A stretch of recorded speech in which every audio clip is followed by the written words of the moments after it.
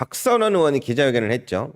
노상원 일당이 고문의 약물까지 계획 문건 나왔다. 형당과 설득을 통한 주요 정보 입수 방법, 신체적 고문, 정신적 고문, 자백 유도제까지 투입해서 하려고 했던 계획을 오늘 박선원 의원이 국회에서 폭로를 했어요. 그런데 오늘 노상원이 재판에 나왔는데 어떤 이야기들이 나왔을까요? 자, 보겠습니다. 오늘 노상원이 증인으로 출석했는데 특검 측이 압수수색 물품들을 오늘 제시를 합니다. 어떤 것들이냐? 이거 매 눈으로 봐야 돼요. 노상원의 수첩이 여러분, 노상원 수첩 뉴스에서 많이 들어봤잖아요. 2종류 이상이다. 사실 저도 몇 종류 될지가 몰라요. 노상원 수첩이라고 불리우는 게 유명한데 엄청 종류가 여러 개다. 많은 것 같다. 오늘날 특검 측이 제시한 건 2가지 신문하려고 이제 했는데 훨씬 더 많을 수도 있다. 아무튼 근데 뭐가 나왔다? 국방 전략 방향이라는 문서가 나와요. 국방 전략을 앞으로 어떻게 나갈 건지를 민간인 노상원 씨가 정합니다. 그리고 수방사 1경비단장, 33 군사경찰단장, 55 경비단장 등 아주 고위급 간부들에 대한 인사 프로필들을 놓고 노상원이 막 수기로 뭘 작성해. 그 내용은 제가 보이진 않는데, 그래서 그거를 노상원 씨 본인이 작성한 거 맞죠? 이런 부분들이 합니다. 자, 세 번째, 노상원이 부산시 선거구와 관련해서 네이버에서 검색한 기록이 제출됐고요. 분노와 정의라고 해서 퇴임 시 행동 어떻게 할 건지, 퇴임 시기, 그리고 내년 4월에 서울시장 선거는 어떻게 가져가면 유리한지 등, 부산시 선거구 유리하려면 어떻게 해? 가장 유력한 전재수 후보 통일교에서 나왔다. 묘하게 지금 들어맞아요. 노상원은 개헌뿐만 아니라 전반적인 정치 방향과 선거까지 관련된 문서들이 나오고 있습니다. 그 계획들이 이제 나오고 있는데, 예를 들어서 퇴임 시 국민이 바라보는 모습 등, 2030 자유 대한민국 국민의 비전, 상목수 운동계획이라고 막 박근혜 태극기 집회를 활용하고 뭐하고, 단계별 작전 수행 요지, 번개불 작전, Y작전, 통일정책은 어떻게 할 거고, 통일정책 나오죠? 지하철 이런 거 어떻게 하고, 시장 등은 어떻게 하고, 그 외에 이제 비상계엄 해제 이후에 또 작성한 파일들이 있는데 요거 제대로 공개가 아직 안 됐어요. 그 외에 다른 군인들과 카톡했던 거, 그리고 블랙박스가 하나 등장합니다.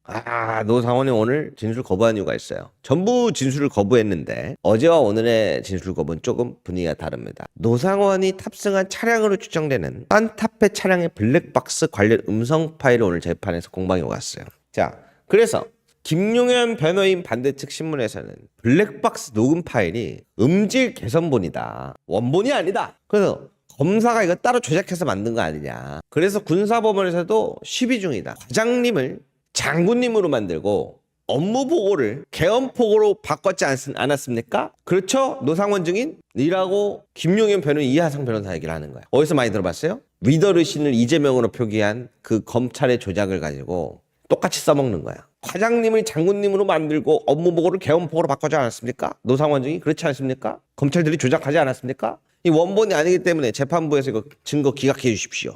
특검은 우리가 음질 개선본이라는 게 조작한 게 아니고 대검에서 감정을 받은 파일이 그대로 드린 거다. 대검 감정서도 있다. 재판부에 제출하겠다 하고 이야기가 된 거예요. 무슨 말이에요? 이 블랙박스 녹음 파일을 증거로 기각을 시키고 싶어 하는 거야. 그렇지. 자, 그러면서 지난번에도 한번 설명드린 적이 있는데 더불어민주당 보도자료를 갖고 와서 12월 3일 내란 사건 시작부터 해제까지 노상원이 김용현과 수시로 통화했다는 만남 추정, 박선원 의원, 지금 박선원 의원이 엄청 세게 하잖아요. 그 민주당 보도자료를 갖고 와가지고 생산자가 박선원이라는 걸 아십니까? 계속 알려줘. 요 근래 계속 이거 하고 있거든요. 오늘날 내가 이해가 되는 거예요. 박선원 의원이 열심히 하잖아요. 세게. 괜히 국정원 출신이 아니더라고. 그래서 이렇게 견제하는구나. 그러면서 박선원이 지금 노상원, 문상호 체포해야 된다 얘기했는데 이틀 뒤에 진짜 체포되시지 않았냐. 국가보안법 위반과 간첩 혐의 있는 박선원이 내란 프레이밍을 씌우고 체포를 지휘하고 있다는 이야기를 계속합니다. 그리고 이거는 조금 봐야 되는 부분인데 또 거짓말 같은 걸 너무 잘해가지고 경찰관들이 문상호에 대해서 긴급체포권이 없는데 불구하고 불법 긴급체포해서 풀려난 사실 알고 계십니까? 라는 이야기를 해요. 이거 이따가 별표 쳐놓으세요. 다번 별표. 그리고 압수수색 당시에도 핸드폰 블랙박스 등 전자기록 장치는 그 내용만 빼서 가져가야 되는데 핸드폰 자체를 가져가지 않았냐 특별한 사유가 없는 한 그러면 안 되는데 이거 압수수색 절차 적법하게 밟았냐? 이 다 불법 수집 증거 아니냐? 다 기각시켜야 되는 거 아니냐? 안 밟았죠? 이런 질문을 하고요. 뭐 저보다 진술을 거부합니다. 그리고 또한 한국가 단체인 북한에서 오물풍선을 통한 대남 공격 행위를 해왔는데 그 작전에 대해서도 허위 진술을 강요받았다고 들었습니다. 맞습니까? 라는 질문을 해요. 노상원은 이런 얘기를 한 적이 없어요. 노상원은 재판정에서. 그럼 이 얘기는 뭐예요? 윤석열의 일반 이적죄 관련인 거죠. 윤석열과 김용현의 일반 이적죄 사형밖에 없다는. 그러니까 내란 특검으로부터 거짓 진술을 강요받았지 않습니까? 오물풍선이 날라와서 그거에 대해서 군대에서 작전을 진행을 했는데 그거를 일반 이적죄로 가게끔 거짓 진술을 강요받았지 않았습니까, 증인? 이라는 질문을 던져요. 근데 이게 왜 웃긴 얘기냐? 김정은 표창장 받은 쿠바 북외교관에 대한 기사를 가져오는 이게 뭐냐? 24년 7월 16일 리일규 참사, 작년 11월에 입국해 아내와 자녀가 정착. 태영호 이후에 북한에서 가장 높은 외무성의 높은 사람이 한국으로 망명했다. 그죠? 그러니까 이걸 가져오면서 리 참사라고 하는 북한에서 이 고위직 인사는 김정은 표창장까지 받았던 엘리트인데 태영호를 보고 감명 깊어서 오늘날 어디로 왔다? 한국으로 왔다. 라는 이야기를 김용현 변호인단이 합니다. 그 얘기를 왜 했냐? 아주 재밌는 내용인데요. 북한 요거까지 보여드리고 같이 설명드릴게요. 북한이 윤석열 대통령 실명 거론하면서 우린 핵보유국이야. 국제무대에서 본때 보여야.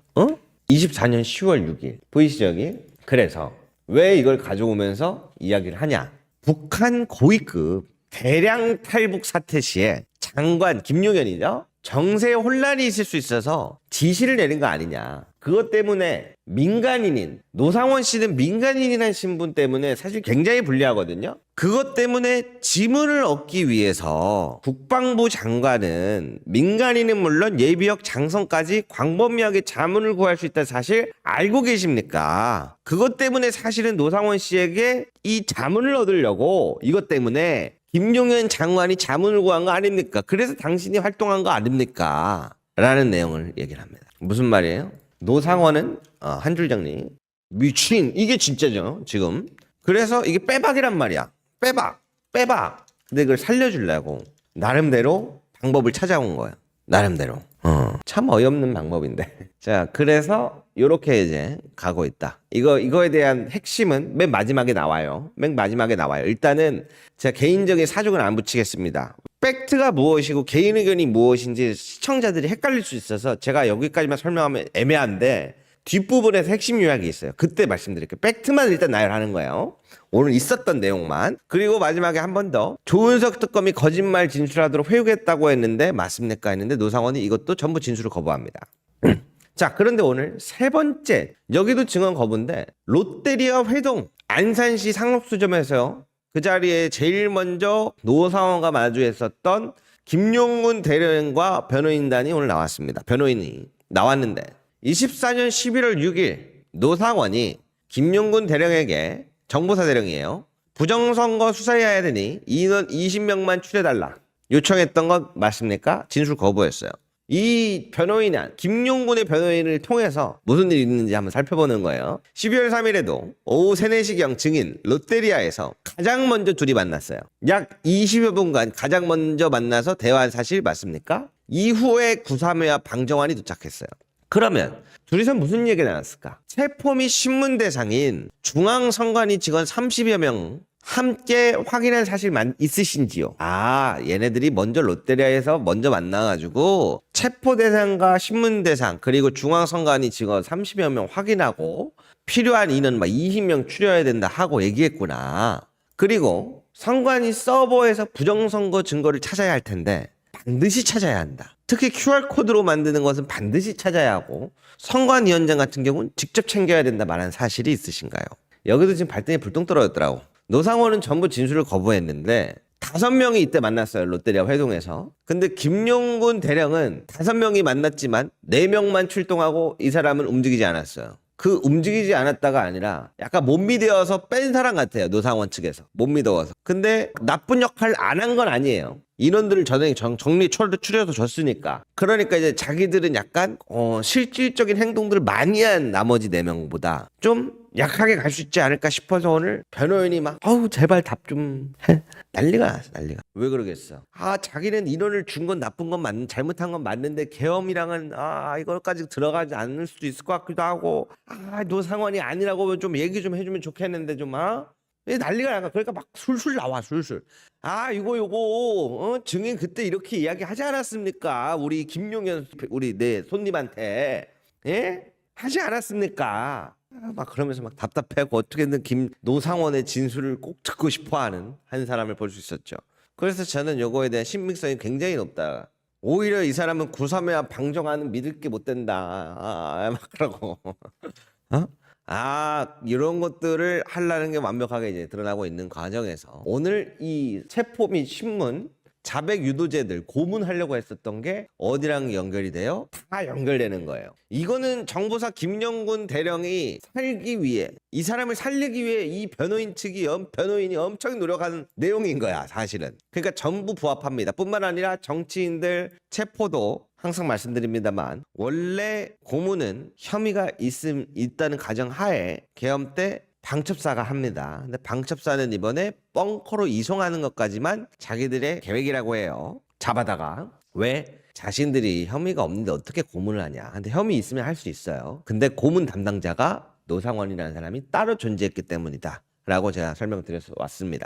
자, 여기까지가 오늘 재판에 있었던 내용들이고 그럼 핵심만 보겠습니다. 자, 5줄 외우세요. 노상원은 계엄 외에 정치 방향, 선거 전략 등 계엄뿐만 아니라 다양한 부분에서 준비를 했다.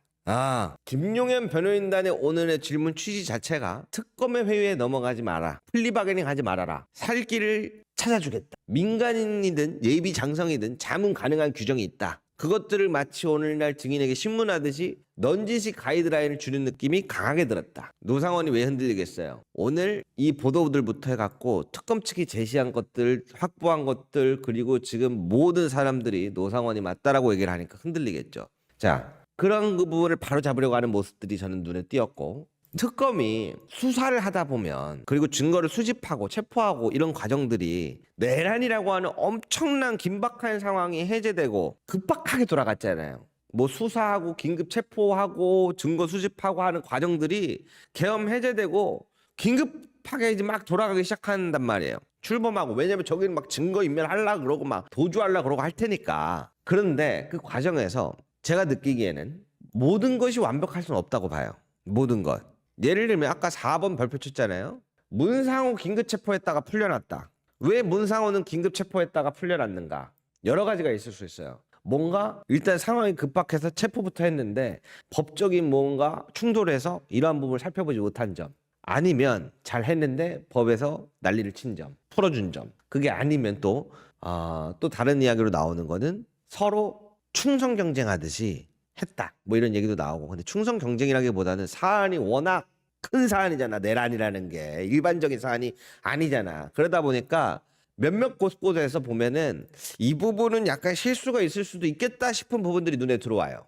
증거 수집도 보면 왜 그러냐면 증거 수집도 보면 이러한 부분을 집요하게 잘 파는데 전자기록 장치를 회수할 때 핸드폰을 뺏어갔냐. 핸드폰에 있는 내용만 가져가야 되는 핸드폰을 가져갔다면 그 부분에 대해서 소상히 설명을 했고 그와 관련된 문서들을 교부했나. 뭐 노상원 씨 답변을 안 했습니다만 근데 만약에 그중에 다른 지금 연루된 사람들도 많잖아요. 뭔가 하나라도 깜빡했으면 이거 증거로 못 씁니다. 증거로 채택을 못 해요. 저기는 진짜 증거 자체도 대검 감정서도 받은 증거 자체도 조작본이라고 우기면서 기각해달라는 사람들인데 이 부분을 엄청 집요하게 파더라고요.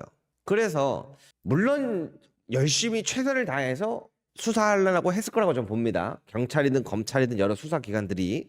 근데 그 과정들 중에서 법리적인 거나 아니면 행정적인 부분에서 모든 것을 완벽할 수 없을 거라고 저는 보는 거예요.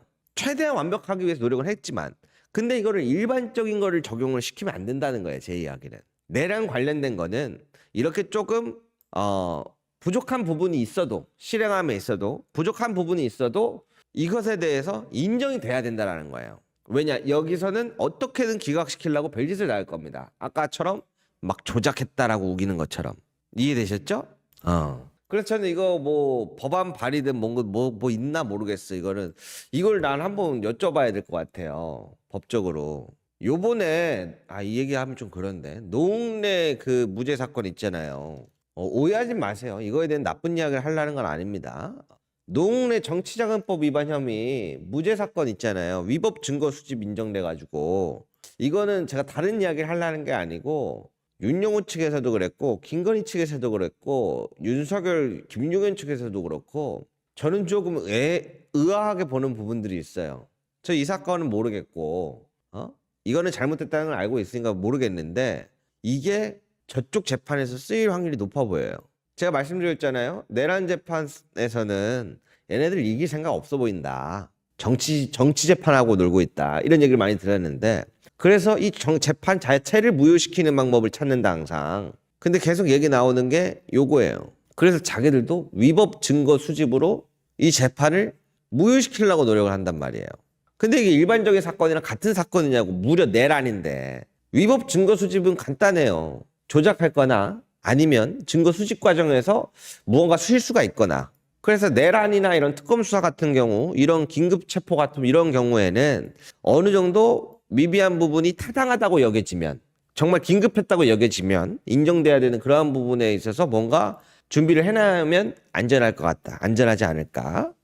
그거 봐봐 지금 그쵸. 내란인데요. 저는 다 잘했을 거라고 보는데 집요하게 파고드니까 혹시 모르니까 하나 더 뒤에 안전막을 하나 더 해놓으면 좋지 않을까. 그렇게 생각을 해본 겁니다.